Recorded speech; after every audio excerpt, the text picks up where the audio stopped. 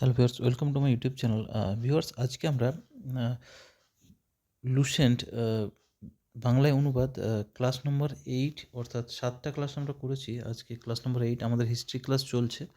হিস্ট্রির পর আমরা এরপরে জিওগ্রাফি, সায়েন্স এগুলো কভার করার চেষ্টা করব, যেগুলো তোমাদের পরীক্ষা বিশেষ করে WBSSC group C and D এই দুটোর ক্ষেত্রেই তোমাদের কাজে লাগবে। আর রেলের যে কোনো পরীক্ষা এনটিপিসি বা গ্রুপ ডি যাদের পরীক্ষা চলছে আর কি, গ্রুপ ডি, এনটিপিসি বা যে কোনো পিএসসির পরীক্ষার জন্য খুবই ইম্পর্ট্যান্ট লুসেন্ট বইটা, যেটা আমাদের ইংলিশ ভার্সন, হিন্দি ভার্সন আছে কিন্তু বেঙ্গলি ভার্সন নেই। সেই জন্য আমি এটা বাংলায় অনুবাদ করার চেষ্টা করেছি। বিশেষ করে এটা এমসিকিউ যে বইটা তোমাদের রয়েছে লুসেন্ট, হয়তো অনেকে পড়ো, কিন্তু আমাদের অনেকের যারা বেঙ্গলি মিডিয়াম রয়েছে তাদের ক্ষেত্রে, আর যারা হিন্দি পড়তে পারে না তাদের ক্ষেত্রে কিন্তু খুব অসুবিধা হয়। তো চলো আজকে ক্লাসটা শুরু করব। যদি আগের ক্লাসগুলো তোমরা দেখো নি, অবশ্যই ডেসক্রিপশনে দেওয়া রয়েছে লিঙ্কগুলো, সেখান থেকে তোমরা দেখে নিও। নাহলে প্লে লিস্টে চলে যাবে আমার চ্যানেলে, সেখানে লুসেন্ট বাংলা অনুবাদ বলে প্লে লিস্ট তৈরি করা আছে, সেখানে পরপর তোমরা পেয়ে যাবে। তো আর দেরি না করে ক্লাসটা আমরা শুরু করব। যদি চ্যানেল নতুন হয়ে থাকে অবশ্যই সাবস্ক্রাইব করে নোটিফিকেশান বেলটা অবশ্যই অন করে দিও। তো দেখো আজকের প্রথম কোশ্চেন, যেটা হচ্ছে 1 নম্বর কোশ্চেন। দেখো,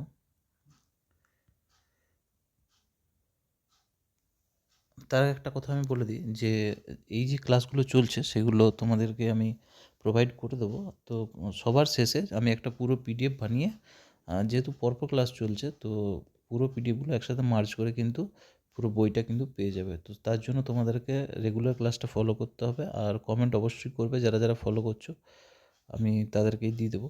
তো যাই হোক, প্রথম কোশ্চেনটা দেখো আজকের, বলছে ইয়াবনিকা ভারতীয় নাট্যকলায় কে প্রবর্তন করেছিলেন?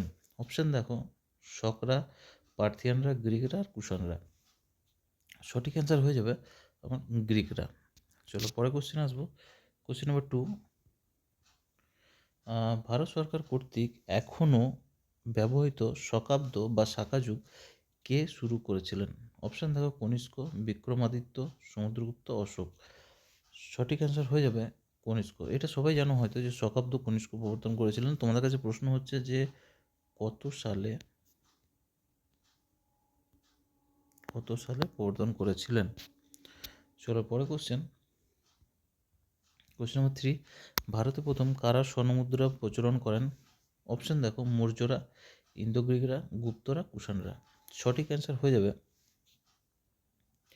প্রথম হচ্ছে ইন্দো গ্রিকরা।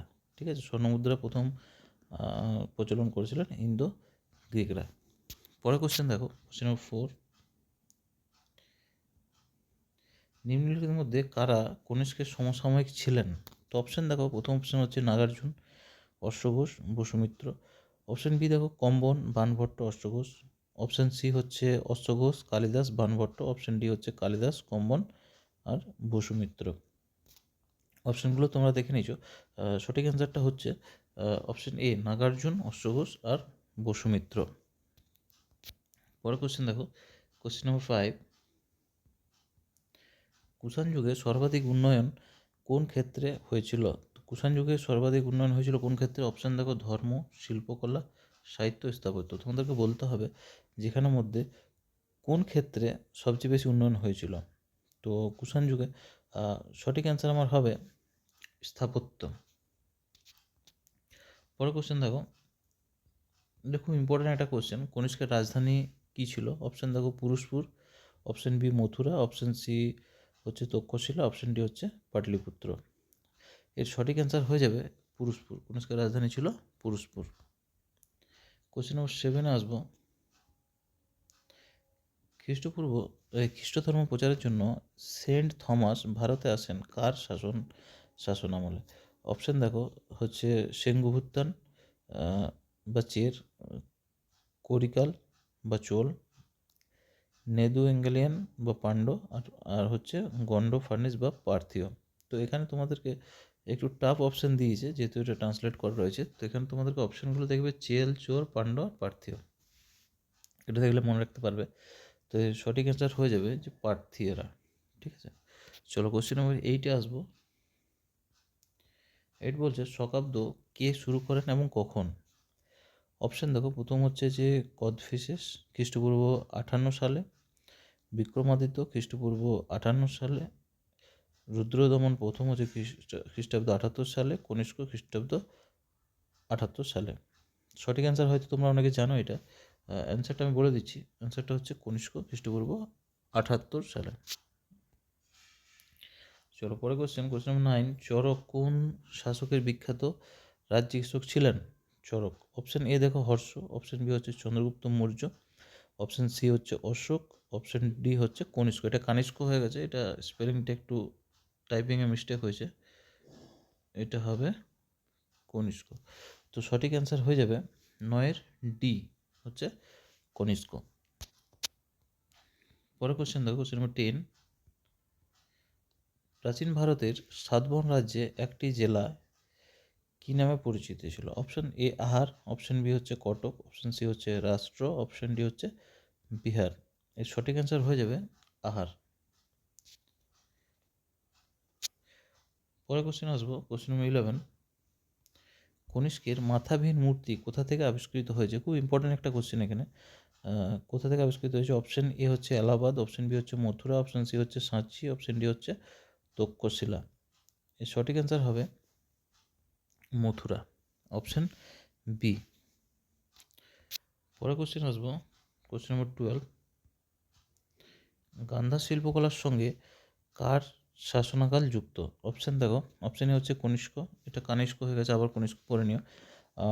অপশান বি হচ্ছে চন্দ্রগুপ্ত বিক্রমাদিত্য, অপশান সি হচ্ছে হর্ষ, অপশান ডি হচ্ছে অশোক। তো সঠিক অ্যান্সার হবে কনিষ্ক, ঠিক আছে, কনিষ্ক। পরের কোশ্চেন দেখো, কোশ্চেন নম্বর 13, নিম্নলিখিত কোন রাজবংশ গান্ধার শিল্পকলার সঙ্গে যুক্ত ছিল? Option A Chalukya, option B Gupta, option C হচ্ছে কুষাণ, অপশান ডি মৌর্য। এর সঠিক অ্যান্সার হবে কুষাণ। কুষাণ রাজবংশ গান্ধার শিল্পকলার সঙ্গে যুক্ত ছিল। পরে কোশ্চেন দেখো, কোশ্চেন নম্বর 14, মৌর্য সাম্রাজ্যের পতনের পর একাধিক আক্রমণ ঘটে, সর্বপ্রথম কারা ভারতে আক্রমণ করেছিলেন? অপশান এ হচ্ছে ইন্দো ব্যাকট্রিয়ানরা, অপশান বি শকরা, অপশান সি হচ্ছে ইন্দো পার্থিয়ারা, আর অপশান ডি হচ্ছে কুষাণরা। এর সঠিক অ্যান্সার হবে ইন্দো ব্যাকট্রিয়ানরা। চলো পরে কোশ্চেন আসবো, কোশ্চেন 15, নিম্নরূপ বিবৃতিগুলি বিবেচনা করো। প্রথম দেখো বিবৃতি বলেছে যে পেশাওয়ার উপত্যকার গান্ধার শিল্প, আচ্ছা এখানে একটা সিরিয়াল দিতে হবে, তো সিরিয়ালটা আমি দিয়ে দিচ্ছি এখানে। সিরিয়ালটা দেওয়া নেই, এটা এটা 1 নম্বর সিরিয়াল, এটা হচ্ছে 2 নম্বর, ঠিক আছে। তো প্রথম 1 নম্বরটা বলছে যে পেশাওয়ার উপত্যকার গান্ধা শিল্প গাঢ় ধূসর সৃষ্ট পাথরে নির্মিত কিছু উৎকৃষ্ট ভাস্কর্যের জন্য পরিচিত। 2 নম্বর বলছে কুষাণরা ছিলেন প্রথম ভারতীয় রাজা যারা নিজেদের প্রতিকৃতি মন্দিরে নির্মাণ করেছিলেন। এবার বিবৃতিটা দেখো, বলছে যে উপরের বিবৃতিগুলি কোন বিবৃতিটি বা বিবৃতিগুলি সঠিক? তোমাকে বলতে হবে যে কোনটা সঠিক। দুটো বিবৃতি দেওয়া রয়েছে। অপশান এ বলছে কেবল 1, অপশান বি বলছে কেবল 2, অপশান সি বলছে 1, 2 উভয়ই, অপশান ডি বলছে 1 ও 2 কোনোটি না। তো দেখো যদি অপশানগুলো দেখো এখানে যে বিবৃতিগুলো দিয়েছে, তার মধ্যে দেখো দেখে মনে হচ্ছে যে অপশান সি হবে, কারণ 1 এবং 2 উভয়ই কিন্তু এটা ঠিক মনে হচ্ছে। চলো পরে কোশ্চেন, শুঙ্গদের পর কোন রাজবংশ ক্ষমতায় আসে? অপশান দেখো, সাতবাহন, কুষাণ, কান্য আর গুপ্ত। তো দেখো এই সিরিয়ালগুলো তোমাদেরকে কিন্তু মনে রাখতে হবে, যে পরপর যে রাজবংশগুলো এসছে সেই সিরিয়ালটা তোমাদেরকে মাথায় রাখতেই হবে। তো দেখো এখানে যেহেতু শুঙ্গ বলেছে, শুঙ্গর পর কারা আছে তোমাদেরকে জানতে হবে। অপশান দেখো, সাতবাহন, কুষাণ, কান্য আর গুপ্ত। এই সঠিক অ্যান্সার হয়ে যাবে কান্য, ঠিক আছে। চল পরে কোশ্চেন, কনিষ্কের রাজত্বকালে অনুষ্ঠিত বৌদ্ধ সভা কোথায় অনুষ্ঠিত হয়েছিল? তো দেখো অপশান দেখো, মগধ, পাটলিপুত্র, কাশ্মীর আর রাজগৃহ। এর সঠিক অ্যান্সার হয়ে যাবে কাশ্মীরে, ঠিক আছে। কনিষ্কের শাসনামলে বৌদ্ধ সভা হয়েছিল কাশ্মীরে। তোমাদের কাছে প্রশ্ন হচ্ছে যে এখানে সভাপতিত্ব কে করেছিল?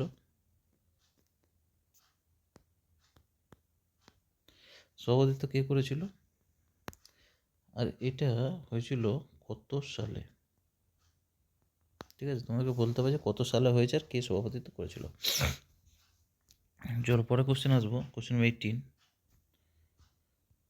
কোন চীনা সেনাপতি কনিষ্কের কাছে আত্মসমর্পণ করেছিলেন? অপশন এ হচ্ছে পেন চাও, অপশন বি হচ্ছে পান ইয়াং, অপশন সি হচ্ছে চি ইয়াং টি, অপশন ডি হচ্ছে হো টি। তো এর সঠিক অ্যান্সার হয়ে যাবে 18 এ পেন চাও।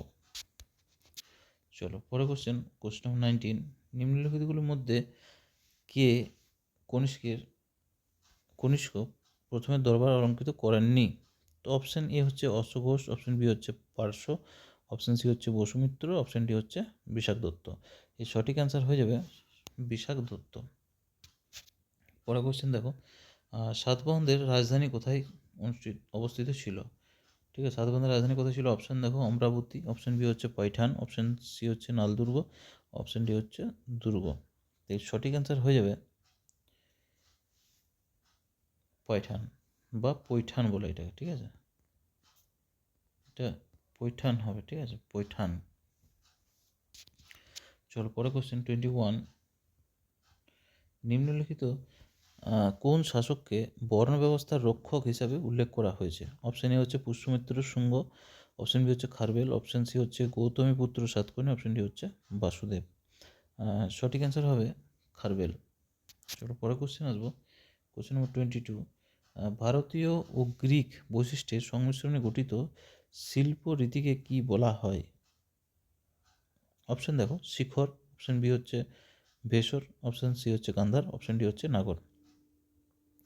সঠিক অ্যান্সার হবে গান্ধার।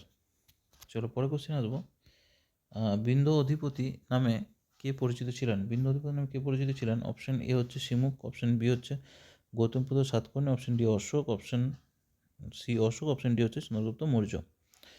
চন্দ্রগুপ্ত মৌর্য। তো দেখো এর সঠিক অ্যান্সারটা হয়ে যাবে বি গৌতমপুত্র সাতকর্ণী। তো বিন্ধ্য অধিপতি নামে পরিচিত কে? গৌতমপুত্র সাতকর্ণী। চলো পরে কোশ্চেন আসবো, শকাব্দ বা শক সংবত কোন সালে শুরু হয়? শকাব্দ কখন শুরু হয়েছিল বলতে হবে। অপশন এ 78 খ্রিস্টাব্দ, অপশন বি হচ্ছে 58 খ্রিস্টপূর্বাব্দ, অপশন সি হচ্ছে 273 খ্রিস্টপূর্বাব্দ, অপশন ডি হচ্ছে 420 খ্রিস্টাব্দ। তো সঠিক অ্যান্সার হয়ে যাবে 24 এ 78 খ্রিস্টাব্দ। কে করেছিল? না, এটা করেছিল কনিষ্ক। কনিষ্ক। পরে কোশ্চেন দেখো, মথুরা শিল্পধারা কোন সময়ে বিকশিত হয়? অপশন এ হচ্ছে শুঙ্গ যুগ, অপশন বি হচ্ছে সাতবাহন যুগ, অপশন সি হচ্ছে সুবা যুগ, অপশন ডি হচ্ছে কুষাণ যুগ। সঠিক অ্যান্সার হয়ে যাবে কুষাণ যুগ।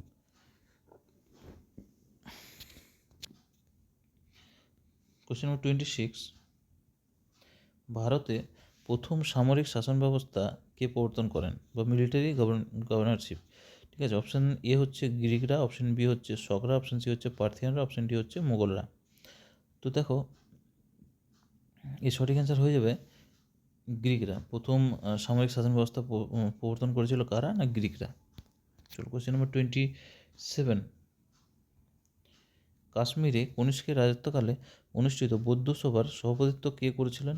Option A Parshva, option B Nagarjuna, option C হচ্ছে শূদ্রক, অপশন ডি হচ্ছে বসুমিত্র। সঠিক অ্যান্সার হয়ে যাবে বসুমিত্র। তাহলে বসুমিত্র কাশ্মীরে কনিষ্কের রাজত্বকালে অনুষ্ঠিত বৌদ্ধ সভার সভাপতিত্ব করেছিলেন। হ্যাঁ, তো এটা হচ্ছে কত নম্বর সভা তোমাকে বলতে হবে। ঠিক আছে, কত নম্বর সভা যে বৌদ্ধ হয়েছিল তোমাকে বলতে হবে যে কত নম্বর সভা এটা। এখানে বুঝে গেছো যে কাশ্মীরে হয়েছে, কনিষ্কের সময় হয়েছে, সভাপতিত্ব করেছিল কে? না, বসুমিত্র। আর কত নম্বর সভা এটা সেটা বলতে হবে।